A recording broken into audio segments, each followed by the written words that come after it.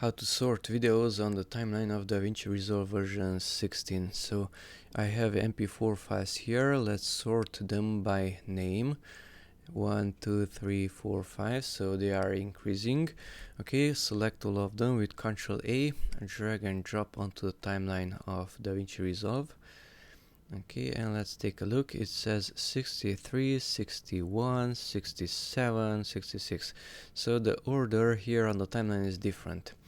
Okay, so to fix this problem, to have an increasing order, increasing number, let's select a clip, Ctrl A to select all of them, and delete, to delete all of them from the timeline. Now here on the media pool, this one, let's go here to this arrow and select file name. After file name, 61, 62, 3, 4. Now they are in order here.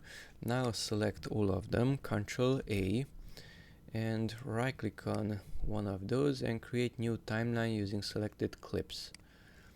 Call it, let's say, timeline 2, whatever, create it. You can close the previous timeline 1 with that X.